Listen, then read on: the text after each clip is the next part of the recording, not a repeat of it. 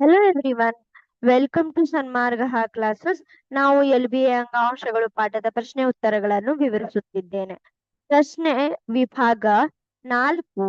ಈ ಕೆಳಗಿನ ಪ್ರಶ್ನೆಗಳಿಗೆ ಉತ್ತರಿಸಿ. ಪ್ರಶ್ನೆ 33.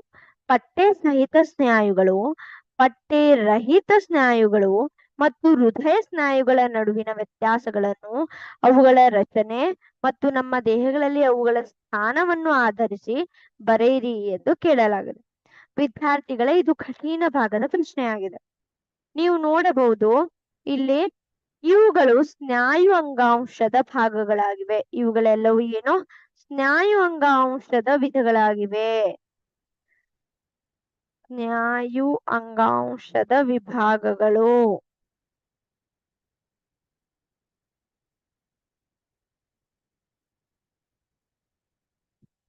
ನೀವು ನೋಡಬಹುದು ವಿದ್ಯಾರ್ಥಿಗಳೇ, ಇಲ್ಲಿ ಸ್ನಾಯು ಪಟ್ಟೆ ಸಹಿತ ಅಂದರೆ ಅದನ್ನು ಸ್ಟ್ರೇಟೆಡ್ ಮಸಲ್ಸ್ ಎಂದು ಕರೆಯಲಾಗುತ್ತೆ ಇಂಗ್ಲಿಷ್ ಅಲ್ಲಿ.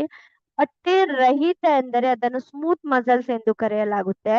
ಹೃದಯ ಸ್ನಾಯುಗಳು ಇದನ್ನು ಕಾರ್ಡಿಯಾಕ್ ಮಸಲ್ ಎಂದು ಕರೆಯಲಾಗುತ್ತೆ. ನೋಡಿ, ಚಿತ್ರಣವನ್ನು ಸರಿಯಾಗಿ ಗಮನಿಸಿ. ಇಲ್ಲಿ ಪಟ್ಟೆಗಳು ಕಾಣಲ್ಪಡುತ್ತವೆ, ಆದ್ದರಿಂದ ಇದನ್ನು ಪಟ್ಟೆ ಸಹಿತ.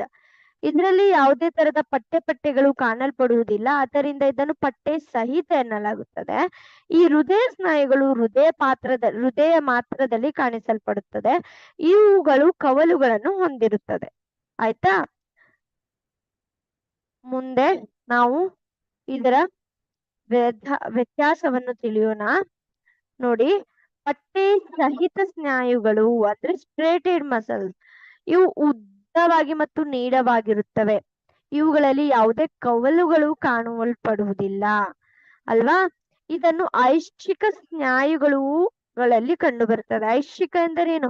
ನಮಗೆ ಯಾವಾಗ ಬೇಕು ಆ ಸಂದರ್ಭದಲ್ಲಿ ನಾವು ಆ ಸ್ನಾಯುಗಳನ್ನ ಮೂವ್ ಮಾಡಬಹುದು ಅಲ್ವಾ. ಸೊ ಅದನ್ನ ಐಚ್ಛಿಕ ಸ್ನಾಯುಗಳು ಎಂದು ಕರೆಯಲ್ಪಡುತ್ತೇವೆ. ಪಟ್ಟೆ ರಹಿತ ಸ್ನಾಯುಗಳು ನೋಡೋದಾದ್ರೆ ಕದುರಿನಾಕಾರ ಹೊಂದಿರುತ್ತದೆ ಇದು, ಮತ್ತು ಕವಲುಗಳು ಕೂಡ ಇದರಲ್ಲೂ ಕೂಡ ಇರುವುದಿಲ್ಲ. ಇವುಗಳನ್ನು ಅನೈಚ್ಛಿಕ ಸ್ನಾಯುಗಳಲ್ಲಿ ಕಂಡು ಬರುತ್ತದೆ. ಅನೈಚ್ಛಿಕ ಅಂದ್ರೆ ಇದು ನಮ್ಮ ಕಂಟ್ರೋಲ್ ಒಳಗೆ ಇರಲ್ಲ ಅಲ್ವಾ. ಹೃದಯ ಸ್ನಾಯುಗಳು ತುಂಬಾ ಪ್ರಮುಖವಾದದ್ದು. ಇದು ಕೊಳವೆ ಆಕಾರದಲ್ಲಿರುತ್ತೆ, ನೀವು ನೋಡಿರ್ತೀರಾ. ಈಗ ಜಸ್ಟ್ ನಾನು ಚಿತ್ರಣವನ್ನು ತೋರಿಸುತ್ತೇನೆ. ಕವಲುಗಳನ್ನು ಹೊಂದಿರುತ್ತದೆ. ನಾನು ಹೇಳಿದ ಚಿತ್ರವನ್ನ ತೋರಿಸ್ಬೇಕಾದ್ರೆ ಹೃದಯ ಸ್ನಾಯುಗಳು ಕವಲುಗಳನ್ನು ಹೊಂದಿರುತ್ತದೆ ಮತ್ತು ಇವು ಹೃದಯಗಳಲ್ಲಿ ಮಾತ್ರ ಕಂಡು ಬರುವಂತದ್ದಾಗಿದೆ. Thank you.